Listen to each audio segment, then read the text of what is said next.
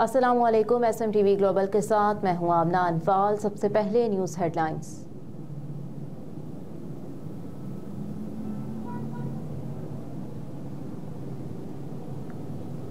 इंतखाबात में बानी तहरीक इंसाफ समेत तमाम उम्मीदवारों को यकसा मीडिया कवरेज देने का हुक्म। जस्टिस शम्स महमूद मिर्जा ने बानी PTI की दरख्वास्त पर 10 सफ़ात पर मुश्तमिल तहरीरी फैसला जारी कर दिया। अदालत ने तहरीरी फैसले में कहा कि आइन का आर्टिकल 17 हर शहरी को आज़ादी इज़हार राय समेत दीगर हुकूक फराहम करने का पाबंद करता है।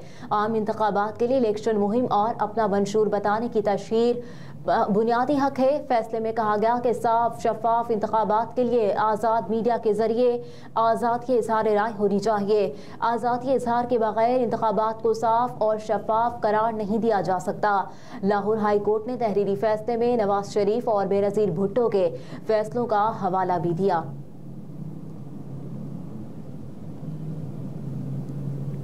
दौरान इद्दत निकाह का केस खारिज करने की दरखास्तों पर फैसला महफूज कर लिया गया। इस्लामाबाद हाई कोर्ट के चीफ जस्टिस आमिर फारूक ने बानी PTI और बुशरा बीबी की दरखास्तों पर समाअत की। शिकायत करंदा खावन मानी का भी कमरा अदालत में मौजूद थे। समाअत शुरू होने पर बानी तहरीक इंसाफ के वकील सलमान अकरम राजा ने दरखास्त गुजार और गवाहों के बयानात पढ़े। उन्होंने कहा ये केस दरखास्त गुजारों की तजलील करने के लिए दायर किया गया। सियासी मकासद के लिए सेकेंडलाइज करने के लिए नोटिस जारी किए गए। चीफ जस्टिस आमिर फारूक का इस्तफसार किया कि इस मामले पर पहली शिकायत कब दायर की गई, जिस पर सलमान अकरम राजा ने कहा कि शिकायत निकाह के 5 साल और 11 माह बाद नवंबर 2023 में दायर की गई। परवेज इलाही गदा गाड़ी के निशान पर ही इलेक्शन लड़ेंगे। लाहौर हाई कोर्ट के जस्टिस शाहिद बिलाल हसन ने परवेज इलाही की दरख्वास्त पर महफूज फैसला सुना दिया।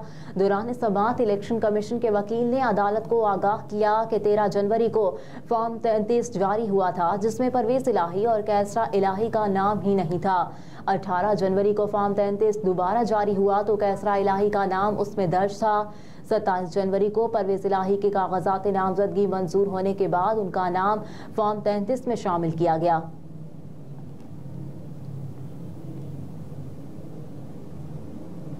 खुद को मिस्टर क्लीन कहने वाले के अपनी रसीदें जाली निकली। पार्टी सेक्रेटेरिएट में प्रेस कॉन्फ्रेंस करते हुए लीगी रहनुमा अता तारड़ ने कहा कि बानी तहरीक इंसाफ के दौरे हुकूमत में तहाइफ ब्लैक मार्केट में फरोख्त किए गए, एक कारोबार के तौर पर निज़ाम बनाकर चलाया गया। ये अपने आप को मिस्टर क्लीन कहते थे। सऊदी वली अहद की जानिब से दी गई घड़ी को ब्लैक मार्केट में फरोख्त किया। जो तहाइफ दोस्त ममालिक की जानिब से मिले वो फरोख्त करने के लिए नहीं होते। दोस्त ममालिक के तहाइफ की एक ट्रेडिशनल वैल्यू होती है।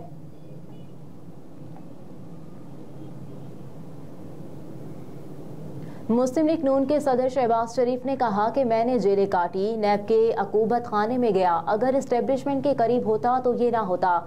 लाहौर में मीडिया से गुफ्तगू करते हुए शहबाज शरीफ ने कहा कि पाकिस्तान इंतखाबात के फाइनल मरहले में दाखिल हो चुका। 8 फरवरी को अवाम वोट के जरिए अपनी तकदीर का फैसला करेंगे। कहा कि पाकिस्तान को सियासी, मुआशी और खारजी चैलेंजेस का सामना है। हमें इस बात का एहसास है कि पाकिस्तान को जिस मकसद के लिए बनाया गया वो पूरा नहीं हो सका। पाकिस्तानी कौम में बेपनाह पोटेंशियल है। हालात दुरुस्त समत में हो तो शबाना रोज मेहनत करके चैलेंजेस पर काबू पा सकते हैं। मजीद कहा कि चीन पाकिस्तान के 2 साल बाद आज़ाद हुआ, लेकिन आज वो कहाँ पहुँच चुका। 70 की दहाई में हमारे एशारिये चीन से बेहतर थे। ऐसा क्या हुआ कि आज वो कौमें हमसे इतनी आगे निकल गईं।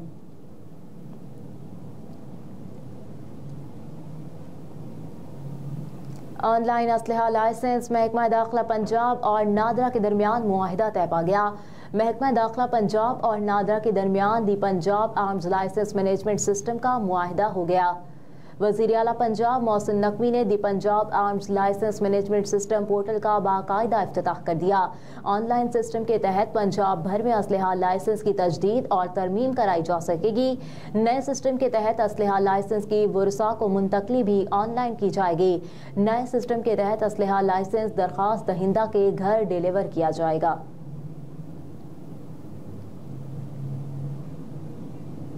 पाकिस्तान पीपल्स पार्टी पार्लियामेंटेरियंस के सदर आसिफ अली जरदारी से पीटीआई रहनुमा गुलाम मुर्तजा सती की मुलाकात। गुलाम मुर्तजा सती ने अपने रफ़्का के साथ पाकिस्तान पीपल्स पार्टी में शमूलियत का ऐलान कर दिया। इस्लामाबाद और रावलपिंडी में पाकिस्तान पीपल्स पार्टी के नामजद उम्मीदवारों की हिमायत का ऐलान। गुलाम मुर्तजा सती और दीगर रहनुमाओं को पाकिस्तान पीपल्स पार्टी में शमूलियत करने पर खुशामदीद कहता हूँ। रावलपिंडी और इस्लामाबाद में पाकिस्तान पीपल्स पार्टी सरप्राइज देगी। आसिफ अली जरदारी ने मजीद कहा कि रावलपिंडी और इस्लामाबाद के जयालों की पीपल्स पार्टी के शाना बशाना जिदोजहद का लाजवाल तारीख है। रावलपिंडी और इस्लामाबाद के सियासी कारकुनान जमहूरी रिवायतों के अमीन रहे हैं। शमूलियत करने वालों में गुलाम यूनुस सती, आबिद मजीद, मुस्तफ़ा लतीफ़ सती और साकिब सती शामिल। सदर आसिफ अली जरदारी के हमरा पीपल्स पार्टी के मरकजी general secretary near Hussain Bukhari और आज़ाद कश्मीर के साबिक सदर सरदार मोहम्मद याकूब थे। अवाम पर फिर पेट्रोल बम गिराने की तैयारी, कीमत में 11 रुपये फी लीटर इजाफा मुतवक्के। निगरान हुकूमत ने एक्सचेंज रेट एडजस्टमेंट को मद्देनजर रखते हुए पेट्रोलियम मसनूआत की कीमतों को बढ़ाने का फैसला कर लिया। ज़राए के मुताबिक पेट्रोल की फी लीटर कीमत में 8 से 11 रुपये, हाई स्पीड डीजल की कीमत में 2 से 7 रुपये तक इजाफे का इम्कान है, जबकि मट्टी के तेल की और लाइट डीजल की कीमतें बरकरार रखी जाएंगी। तखमीने के मुताबिक लाइट डीजल की कीमत में 1 रुपये फी लीटर इजाफा, मट्टी के तेल की कीमत में 1.50 रुपये फी लीटर कमी की जाएगी। 1 फरवरी से शुरू होने वाले 15 दिन का हिसाब किताब पेट्रोलियम लीवी और जनरल सेल टैक्स की मौजूदा शरह पर मबनी है।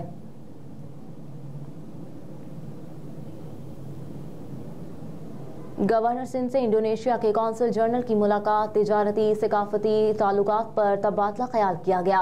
मुलाकात के दौरान पाक इंडोनेशिया दो तरफा तिजारती और सकाफती ताल्लुकात, सरमायाकारी समेत अहमियत के हामिल दीगर उमूर पर तफसीली तबादला ख्याल किया गया। गवर्नर सिंध कामरान खान टिसोरी ने कहा कि पाक इंडोनेशिया दो तरफा ताल्लुकात वक्त गुजरने के साथ साथ मजीद मुस्तहकम हो रहे हैं। कहा कि इंडोनेशिया के सरमायाकार पाकिस्तान में सरमायाकारी करें, हम उन्हें हर मुमकिन मदद फराहम करेंगे। इस मौके पर इंडोनेशिया के कौंसल जनरल ने कहा कि आपके अवामी फलाह बहबूद के इक़दामात लायके तहसीन हैं। और अमेरिका की तरफ से उर्दन में अपने फौजियों पर महलिक हमले का जवाब देने की धमकी के बाद ईरान ने मुमकिन तौर पर किसी भी हमले का सख्त जवाब देने का ऐलान कर दिया। अरब मीडिया के मुताबिक ईरानी सरकारी न्यूज़ एजेंसी का बताना है कि ईरान अपनी ज़मीनों, मफादात और शहरियों पर किसी भी हमले का फैसला कुन और सख्ती से जवाब देगा। अक़वाम मुत्तहिदा में ईरान के मिशन के हवाले से कहा गया कि तेहरान को गुज़िश्ता 2 दिनों के दौरान सालिसों के जरिए अमरीका से कोई पैगामात मौसूल नहीं हुए। खबरिस्तान इदारे ने मजीद कहा कि तेहरान अपनी सरजमीन पर किसी भी हमले को रेड लाइन समझता है, जिसका मुनासिब और भरपूर जवाब दिया जाएगा। अक़वाम मुत्तहिदा ईरान के मुस्तकिल मंदूब अमीर सैयद इरवानी ने गुज़िश्ता रोज़ अक़वाम मुत्तहिदा की सलामती कौंसिल के सदर के नाम एक ख़त में कहा कि उनका मुल्क खित्ते में किसी फ़र्द या ग्रुप के इक़दामात का जिम्मेदार नहीं है। हेडलाइंस आप जान चुके। न्यूज़ स्टूडियो से फिलवक्त इतना ही। आप देखते रहिए SMTV ग्लोबल।